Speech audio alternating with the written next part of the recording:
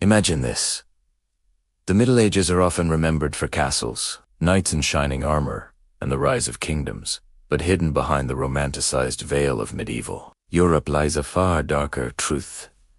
Blood-soaked fields where thousands perished, where the clash of steel and the screams of the dying echoed for hours, sometimes days, and where history itself was reshaped in rivers of blood. To truly understand medieval Europe, we cannot avoid its battles, for they were the crucible that forged nations, kings, and legends. But not all battles are created equal. Some were so devastating, so horrifying in scale and brutality, that they remain carved into history as turning points, not just for the regions they scarred, but for the entire Western world. Today, we'll dive into the most blood-soaked and brutal medieval battles, exploring not just the carnage, but why these confrontations mattered, how they changed kingdoms forever, and why historians from Jean Froissart to John Julius Norwich still write about them with awe and terror. As Froissart himself once said, "There is no man so bold, nor knight so noble, who would not shudder at the memory of or Poitiers."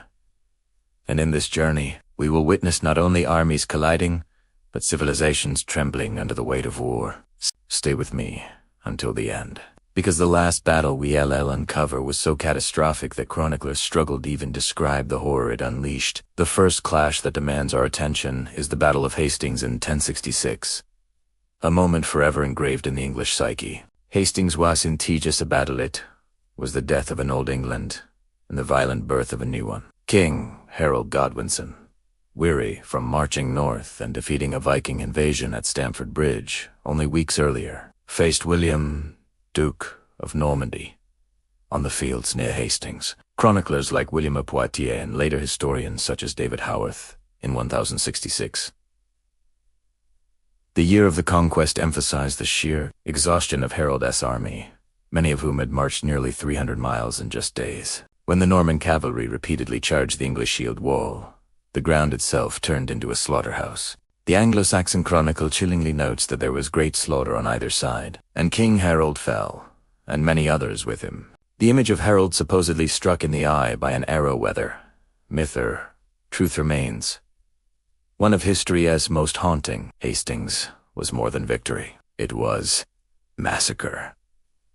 Norman control of England meant not just a new ruling dynasty, but the destruction of Anglo-Saxon nobility, the confiscation of lands, and centuries of cultural and political transformation. The price? Thousands dead, villages burned, and a kingdom reborn in blood.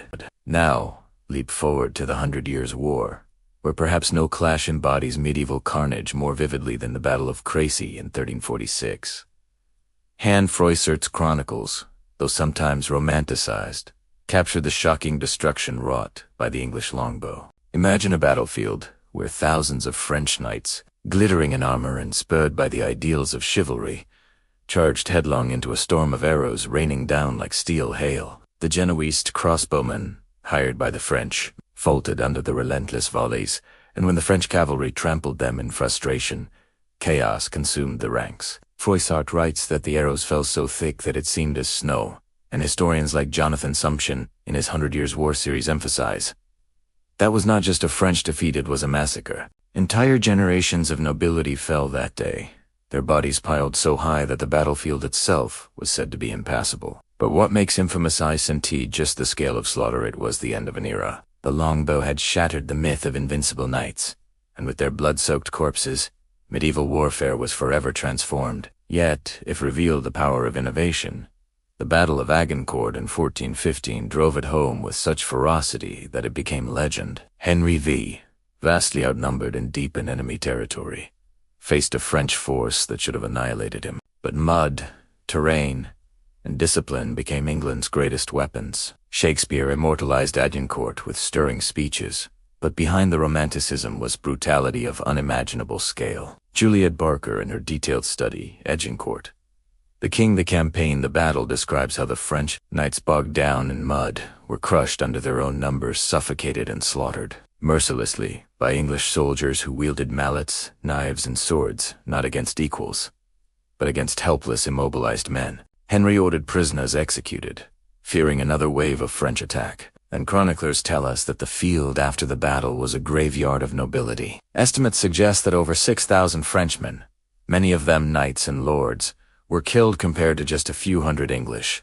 Agincourt wasn't merely a victory, it was annihilation, and here lies one of the secrets of creating videos that truly hold people's attention.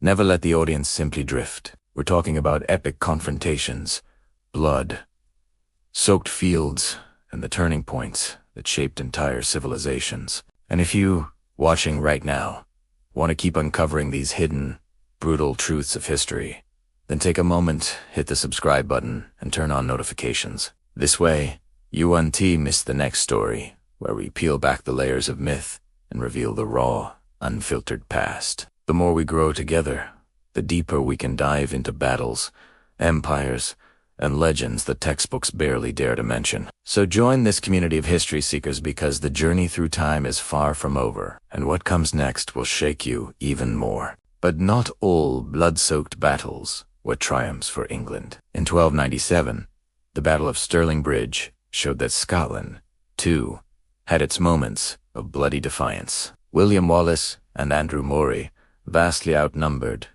lured the English into crossing a narrow wooden bridge. As English troops tried to pass, the Scots struck with ferocity. Historian Peter Rees, in Wallace, The True Story of Braveheart, notes that the English were cut down like sheep in a slaughterhouse.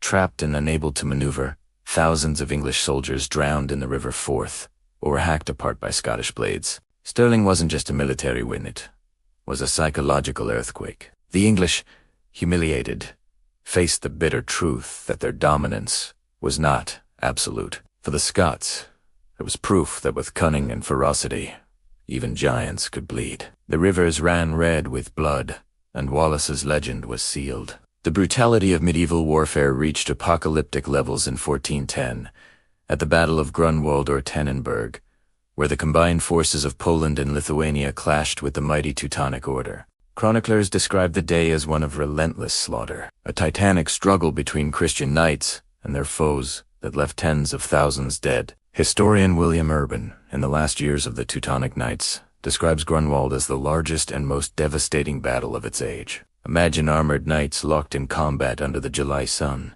their weapons splintering, horses collapsing, and men suffocating beneath mountains of corpses. The Teutonic Order, once feared across Europe, was shattered that day.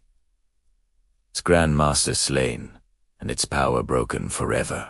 The scale of death was so immense that 4 days after, survivors wandered fields littered with corpses and scavengers. Grunwald was not merely a defeat, it was the end of a holy order's dominance, achieved through unrelenting carnage. But perhaps no medieval battle left a darker stain than the Battle of Las Navas de Tolosa in 1212, a turning point of the Reconquista. Christian kingdoms of Spain, Castile, Aragon, and Navarre faced the Almohad Caliphate in a clash so intense that even centuries later, Spanish chronicles describe it as the moment the cross triumphed over the crescent. Historian Joseph F. O'Callaghan, in Reconquest and Crusade in Medieval Spain, emphasizes that Las Navas wasn't simply victory, it was a massacre. The Almohad lines broke under relentless assault, and once the elite blackguard, chained together to prevent retreat, were overwhelmed, the slaughter began. Tens of thousands of Muslims were killed as the Christian armies advanced mercilessly. The blood of Las Navas flowed not only on the battlefield,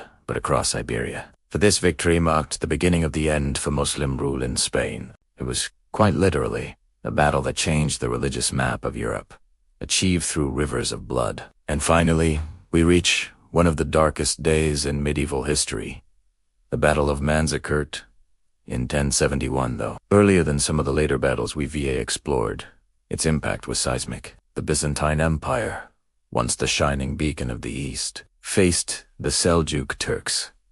Emperor Romanos IV marched with a massive army, but betrayal and disorganization led to disaster. The Byzantine defeat wasn't just a loss, it was a massacre of catastrophic proportions. Historian John Julius Norwich in Byzantium, the apogee, calls Manzikert the beginning of the end for Byzantium. Thousands of Byzantine soldiers were slaughtered, and the empire's hold on Anatolia collapsed almost overnight. The aftermath opened the gates for Turkish dominance in the region and, ultimately, set the stage for the Crusades. What makes Manzikert unforgettable is not only the sheer scale of death, but the long shadow it cast over centuries of history. A single day of slaughter reshaped empires. And so, as the echoes of steel fade and the battlefields of the Middle Ages lie silent beneath centuries of earth, we are left with a chilling truth. These were not just wars of kings and crowns, but cataclysms of flesh and fire that carved the destiny of entire civilizations. Every knight who fell at Agincourt, every peasant crushed at Hastings, every chained warrior who died at Los Navas de Telos, all of them became unwilling architects of the world we now inhabit. And perhaps that is the most haunting realization of all. History is not shaped in peace, but in carnage. Behind every story of progress lies a mountain of corpses. Behind every golden crown lies a field of bones. As Barbara Tuchman once warned in A Distant Mirror, the Middle Ages are not merely a reflection of a distant past, they are a reminder of how fragile our world truly is. For if entire empires could collapse in a single day at Manzikert, what certainties of our own age are safe from the same fate? Remember this as you leave. The blood spilled on those forgotten fields did not vanish, it flows still in the rivers of history, urging us never to look away.